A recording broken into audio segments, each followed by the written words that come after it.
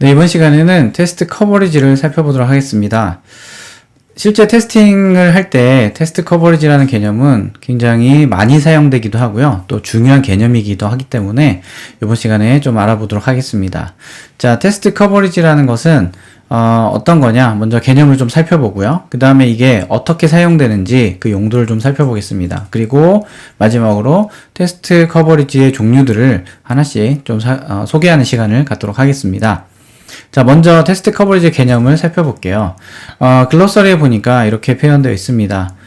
좀 표현이 길긴 하지만 자세히 보면 Specified Coverage Items가 있는데 명세된 커버리지 항목들이 있고요. 이것이 테스트 수잇에 의해서 determine 되거나 exercise 된, 결정되거나 실행된 항목의 비율을 %로 표현한다 라는 거죠. 그래서 정리하면 명세된 커버리지 아이템 항목들이 테스트 수잇에 의해서 실행되거나 결정된 항목의 비율을 백분율로 표시한 정도다 라고 번역할 수 있겠네요.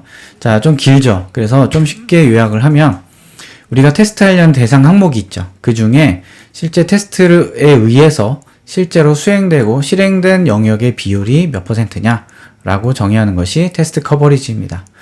자, 예를 한번 들어볼까요? 지금 그림에서 보는 것처럼 코드가 있다고 가정을 해보겠습니다. 그래서 지금 파란색으로 라인 바이 라인으로 쭉 실행된 부분이 있고요. 그 다음에 이 부분에서 조건을 타지 않아서 else를 탄 그 밑에 라인들이 있죠.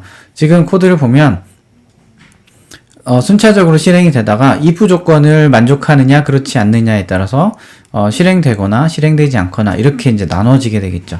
그래서 실제 전체 라인의 코드가 있지만 그 중에 우리가 수행했던 테스트에 의해서 실행된 코드 부분이 있고 그 다음에 그 테스트에 의해서 실행되지 않은 영역으로 구분될 수 있습니다. 그래서 이렇게 전체 라인 수 중에 예를 들면 몇 라인이 실행이 됐느냐 이런 것들이 일종의 스테이트먼트 커버리지라고 하는 코드 커버리지가 되겠죠. 이렇게 커버리지라는 개념을 예를 들어서 살펴보았고요. 자, 그렇다면 이런 테스트 커버리지는 어떻게 사용이 될까요? 자, 앞에서 봤던 것처럼 테스트 커버리지는 테스트의 진척도나 충분성을 측정할 때 사용됩니다. 진척도라고 하는 것은 테스트가 계획 대비 얼만큼 진행됐느냐라는 것을 볼 수 있겠죠. 그래서 전체 라인수라든지 전체 커버리지 기준 대비 지금 수행된 커버리지 기준 항목이 얼만큼 되느냐라는 것을 비율로 계산하면 진척도를 알 수가 있을 거고요. 그 다음에 우리가 테스트를 무한정 반복할 수 없다는 거 잘 아시죠?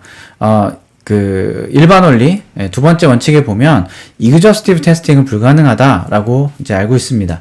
그래서 모든 가능한 경우의 수를 다 고려해서 테스팅하는 것은 현실적으로 불가능하죠.